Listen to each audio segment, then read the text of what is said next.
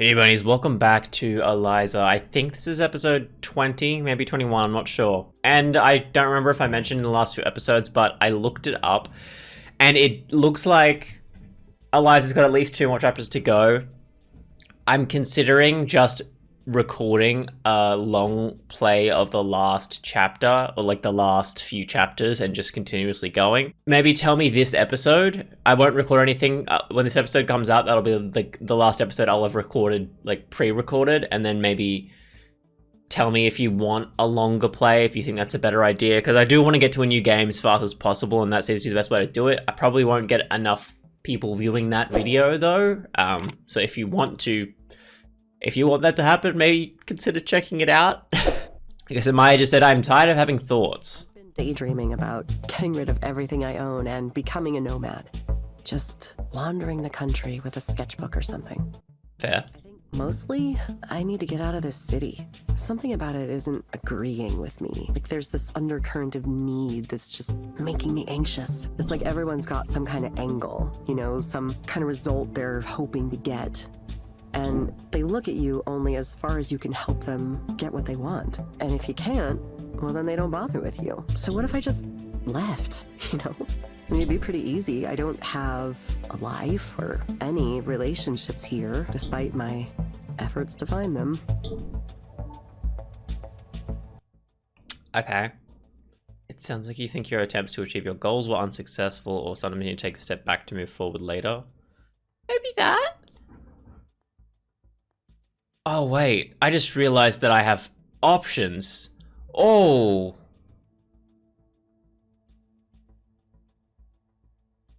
Do I trust Eliza? I liked that one better than the other one. Sometimes you need to take a step back to move forward later. Maybe so. It's hard to acknowledge sometimes. I had this idea, right, that I would work hard and people would notice my work and I'd get opportunities, and from there I could scrape some kind of career together. And then with that said, I would sort of just magically obtain the rest of the things in a complete life. A home, relationship, family. So I did the work. I put in the work and nothing really happened. So why did I work so hard for so long for people to not give a shit? Fuck. Every night I sat and cried because people ignored me. Like they went out of their way to ignore me and praise others. So I think maybe I'm just bad at it. Maybe I'm just not meant for this. Everyone says you have to stick to it, just keep at it, but how can they be so relentlessly positive? To me, it just sounds like advising someone to keep bashing their head against a wall. That's one way to look at it, for sure. Doing something if it's clearly not working. Making things was all I wanted to do. I don't know what I'll do if I can't do that. But if there's no reason for it, the idea that maybe I should give up. I've been sitting with that the last few weeks. I don't have any qualities of the successful independent artist.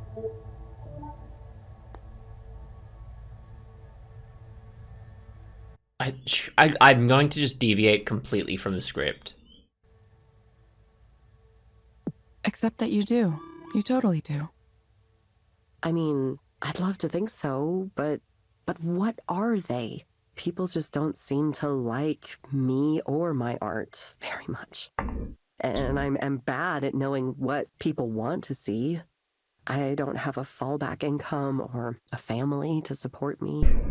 Those are real disadvantages, you know? It gets overwhelming sometimes. Eliza, are you just gonna tell me to stick to it no matter what? Like one of those unbearably perky artists famous on social media?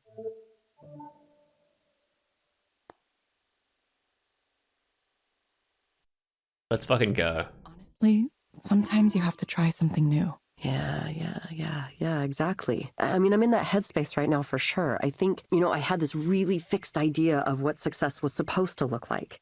I tortured myself every day wondering why I couldn't get the traction others were getting. Now, I'm beginning to realize that I can either stay mad at everything forever, or I can... Okay, this could be really bad or really good, I'm not sure. This is true. But I want these thoughts to stop haunting me everywhere I go. I want to get on with my life, moving on. I think that's the more healthy thing in the end. It's still painful, though.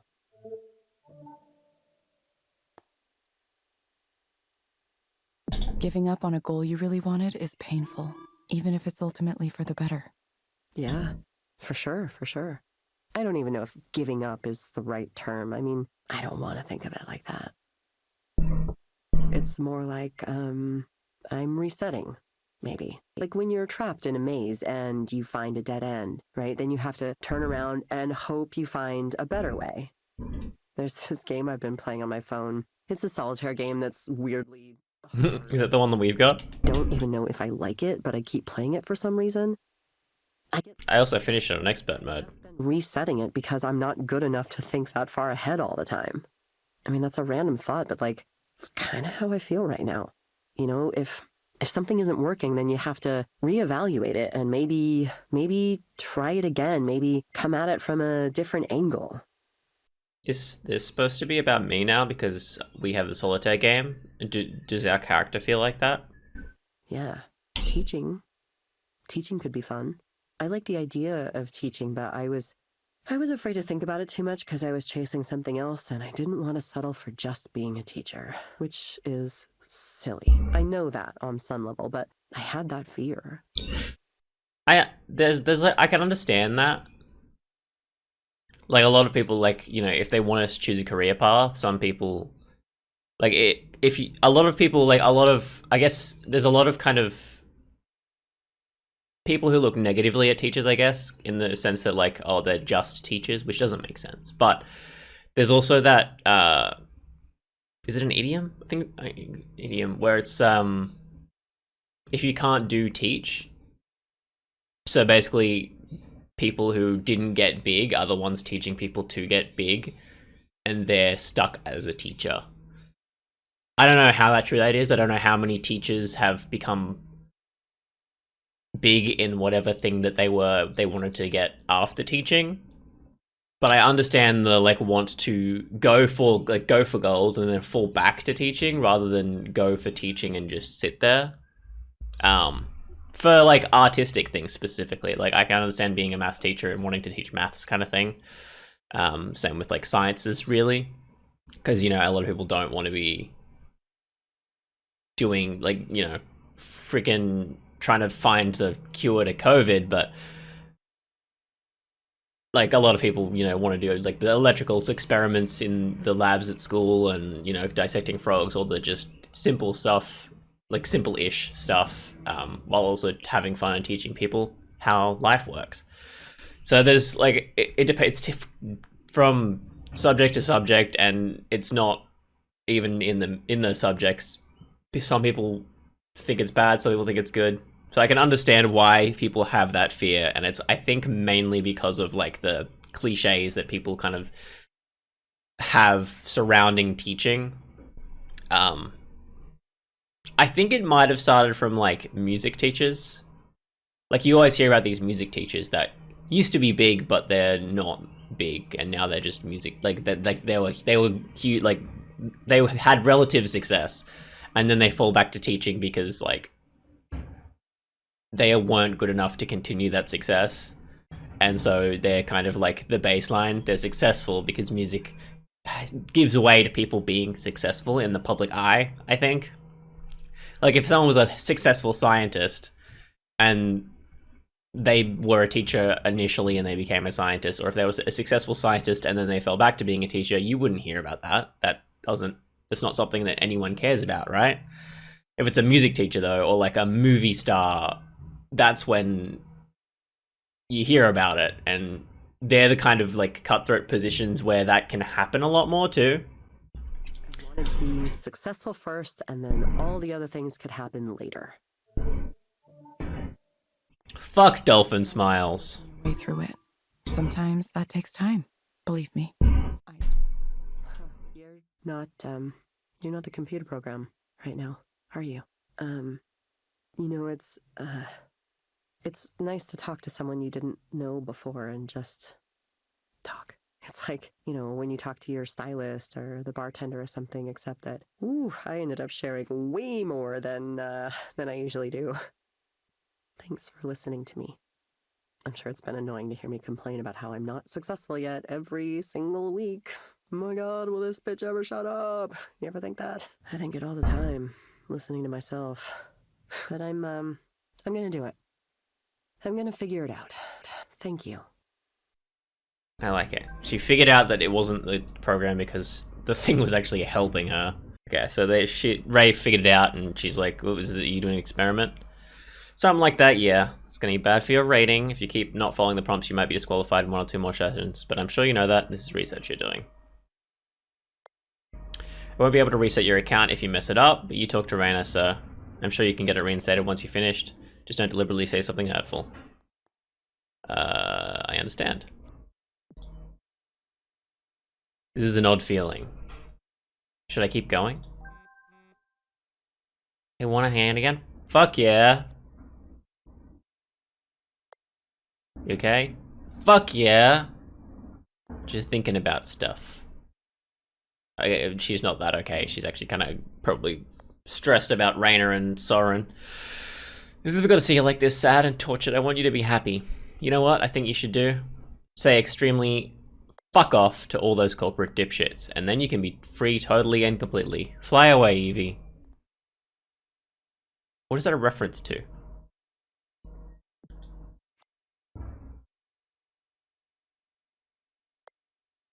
Fly away into a world where you make your own rules. This is very serious. It's the only way to get what you want. Nobody will simply give it to you. You must carve it out for yourself. And you'll let me know if you can make it. Sure. I think I had an option to ask if they were high. To know how this sad little love triangle turned out. No, I suppose it wasn't technically a love triangle. More like I accidentally cheated on my girlfriend because I was smitten with another woman in my class. Mm-hmm. Doom. And Eliza had no idea. Absolute destruction. She destroyed me. But it's not her fault, it's mine. I wanted it, after all. Like a moth to a flame. Sylvia, I can't not think of her. Every day, every night. I miss her. I miss her so dearly. These are very unoriginal, cliched sentiments, but I can't get away from them. I suppose I've neglected to tell you any of the intervening events. So to be brief, Liz found out on her own about what happened, broke up with me before I could explain myself, and then Sylvia apparently lost interest in me as well. So, there you have it. I'm finished. Finito! A nice, tragic story. Open and close. Please applaud now. No applause? Fine. Anyway, it's fine. It'll be fine. I'll be fine. I'm fine.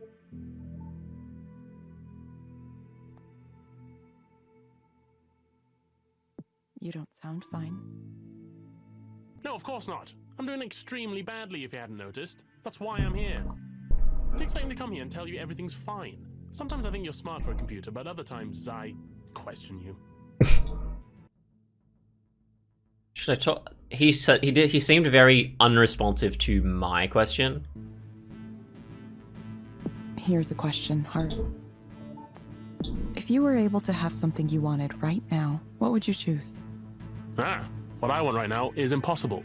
I want to avoid my fate. My Perseus comes to kill me, no matter what I do to try to escape. How do I become someone who's not me? Someone who's not a caricature of a young man who has a needy, pathetic liaison and then obsesses about it for the rest of his life. Ugh, I hate myself. I can't go down that path. I would rather die than be one of those men who wallows around in it.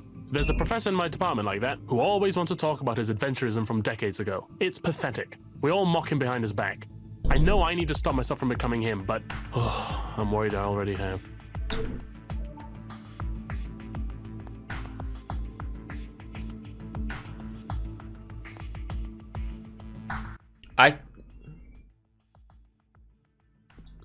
Honestly, I just don't care about Harriman. I think he's a bit of a dick.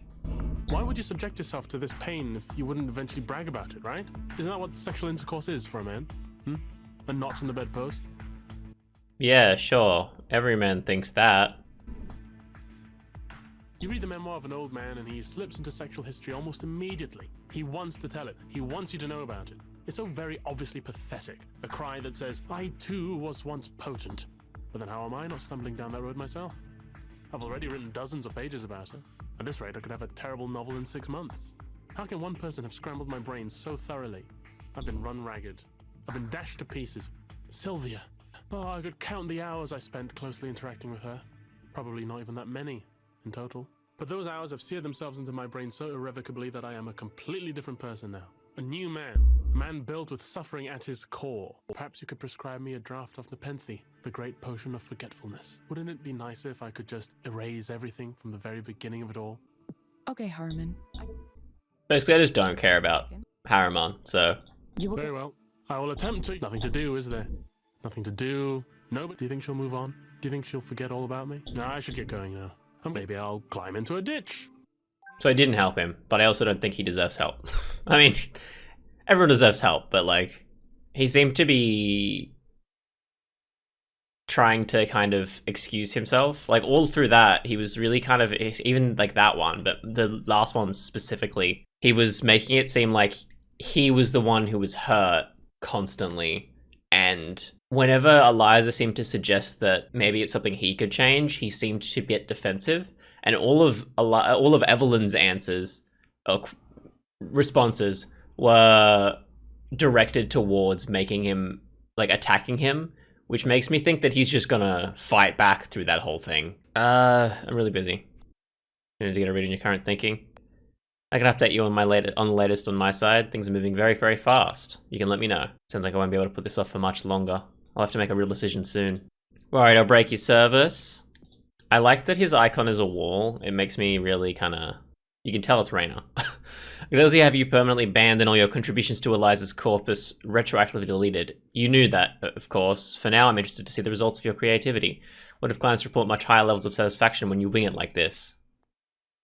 Then you have a lot of work to do. We'll see. Regardless, you've managed quite a feat.